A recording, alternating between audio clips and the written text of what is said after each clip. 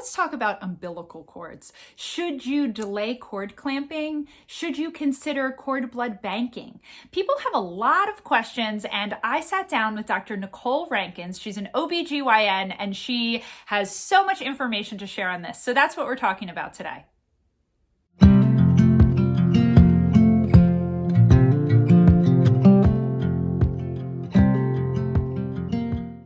Dr. Nicole Rankins has delivered over 1,000 babies. She has an online course for expecting parents that walks through what you need to know about labor and delivery. And she was the perfect person to ask all of these umbilical cord questions that I had. If you're new here, I'm Valerie Trumbower. I'm a postpartum doula, a certified lactation counselor, and I help people prepare for life with a newborn. So let's jump right into this interview with Nicole and get all this cord blood info. So we're going to hop right into delayed clamping and banking of the cord. When it comes to the umbilical cord, people have a lot of questions. Dr. Rankins, thank you so much for being here. Thank you so much for having me, Valerie. I'm super excited to be here. Okay, so today we're talking all about umbilical cords and answering so many of the questions that people have. And Dr. Nicole Rankins was the perfect person to answer these questions. Hi, Nicole. Thanks for being here. Hi, Valerie. Thank you so much for having me. I'm excited to be here. Can you tell my audience just a little bit about you and what you do? Sure. So I'm Nicole Rankins. I'm still practice full-time, board certified OB/GYN. I've been in practice for 15 years. I've delivered over 1,000 babies. And I help, especially first-time moms, get ready for their pregnancy and birth. I have a podcast called All About Pregnancy and Birth and a childbirth class called the Birth Preparation Course. Perfect. So people have a lot of questions when it comes to the umbilical cord and what they've heard maybe they should be doing, what they're wondering if is best for their baby. So can you start out just by talking about the delayed clamping? Like, this is something that people have a lot of questions about. What can you tell us? Yeah, so delayed cord clamping is the process of waiting to clamp the umbilical cord for at least 30 seconds, sometimes as long as until it stops pulsating, but at least 30 seconds before we put the clamp on the cord. And the reason that we do that is because it has some benefits for baby. And some of those benefits include that it increases the iron stores for babies, so they're less likely to have anemia after birth. There is a tiny bit of an increased risk of jaundice, but that risk is very small. But the biggest benefit is that it allows that extra transfer of blood through the placenta, because the blood's still going through actually, and it gives babies that extra boost to start off at life. So this is something that's actually recommended by ACOG, the American College of Obstetricians and Gynecologists, and the American Academy of Pediatrics. Okay, so when you say that there's that option of anywhere from 30 seconds to when it stops pulsing, who decides when the cord should be clamped? Yeah, that's a really good question. So really it's the delivering provider. So whether it's the midwife or the doctor. So this is something that you should ask about like ahead of time, because it really is recommended and it really does have benefits. The other benefit is that when the cord is still attached, your baby still has to be with you, so they can't like whisk the baby away right. to the right. warmer or anything like that. Baby still has to stay with you. So tell your doctor that you want delayed cord clamping for at least 30, or ask, is it the standard process? Because at many hospitals these days it's standard of care. More and more we've gotten used to doing it. But really it's the delivering doctor who decides, and we're all a little bit different. But when I say at least 30 seconds, that's from research that shows at least 30 seconds, there's benefit for it. Okay, so when we're talking about that delayed cord clamping and that 30 seconds, the placenta has likely not been delivered at this point, correct? No, it has not. No, it has not. So baby comes out and is put on your chest, and I'm talking about at a vaginal birth. And then we just wait until the cords. I typically wait until it stops pulsating. That's usually a couple minutes or so, and you can see it starts to get pale, and then we just clamp it and cut it then. I do want to say you can also do we should also do delayed cord clamping at cesarean births as well. That was my next question. Yes. Okay. So yeah, what do we need to know about that? Yeah, so you can definitely still ask that it be done at the time of a cesarean birth. So after a baby comes out, literally I usually use that 30 seconds to a minute to show the baby to the parents, either lower the drape or we have clear drape. So use that time so they can see the baby. And then we just wait. Usually the nurse is hitting like a little timer thing for when the baby's born and just let us know when it's been 30 seconds and then we just clamp it then. Okay. Mhm. And because I have twins, I'm wondering, with twins, how does that work? Yeah, still the same thing for the first baby. Wait 30 seconds and then get the second baby Okay. out and do it then. Yep. Even if they're sharing a placenta, it's just like, we're waiting, this baby's out, Uh-huh. clamp, Yep. clamp the cord. Okay.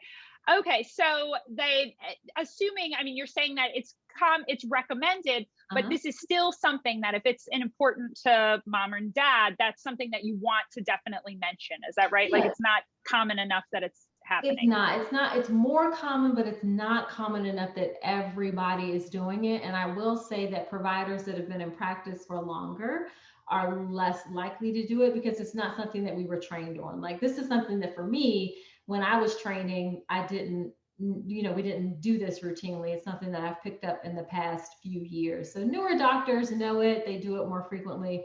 More, I should say more experienced doctors, how about that? May not Right. necessarily. So Yeah, because I feel like my kids are 12 and 15, and we did not, that wasn't, I mean, that yeah, was it like a wasn't thing good. that they did in birth centers. It Right, wasn't like right.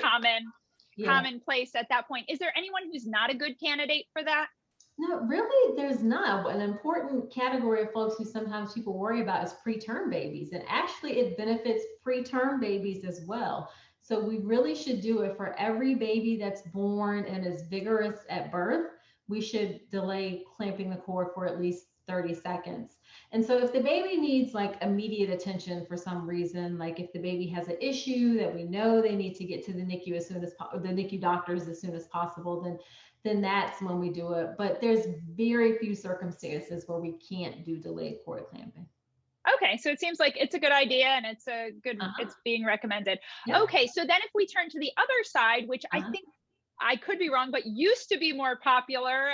Like I remember 15 years ago, everyone's talking about cord blood banking, and now it's Mm-hmm. coming up every now and then. But if this is something like, what do people need to know about cord blood banking?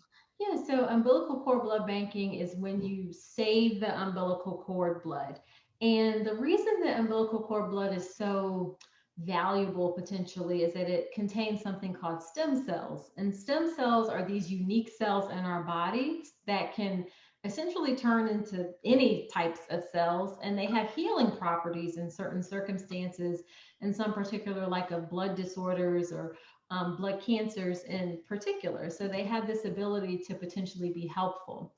So that's where stem cells we got started with using them, and especially umbilical cord blood stem cells. We do have stem cells in our bodies as adults, but they don't work as Okay. well. Yeah, they don't work Okay. as well as umbilical cord blood cells. So there's some issues potentially with storing your baby's cord blood for a number of reasons. So one is that if you do delay cord clamping, it's going to limit how much you can collect for the umbilical cord blood banking because that extra blood that was going through is going to the baby instead Right. of storing. Okay. So not to interrupt you, but is it one or the other? Is it I'm going to delay clamping or I'm going to bank? You can do both, but you'll just know that the amount that's collected is going to be less if you do delayed cord clamping. And if you look at the benefits between the two, the delayed cord clamping has more benefits than storing the umbilical cord blood. Okay. And I feel like when I looked into it when I was pregnant, and the benefits that people tend to talk about is, what if my baby gets sick and we need this? And for me, it always felt like, gosh, this is a lot of what ifs and it's a considerable amount of money. But Yes. is that like, does that happen a lot? Is that Yeah, the reality is that very few people will be able to use the blood from saving the umbilical cord blood. It's just there's just not a lot of circumstances where it pops up that it's going to be useful. And then even if it does, sometimes you can't use that umbilical cord blood if the baby has a problem. So yeah. so one of the issues is that the baby can't usually use that umbilical cord blood for a condition if they get older, because that cord blood contains the cells potentially that created that later condition. So does that, yeah. So Oh, that's if so you, interesting. so if a child develops, say, a blood cancer later on, then that potential exists in those stem cells. So you can't use them.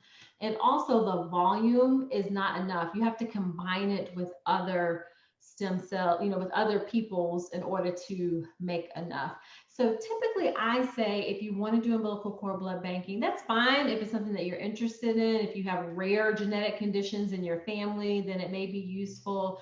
But if you have a public banking option, that can be very useful because it can be there for other people. You don't have control over where it goes, but it can be very useful for other folks. It's just not that, like, also economically, like you said, it ain't cheap Right. to do Not at all.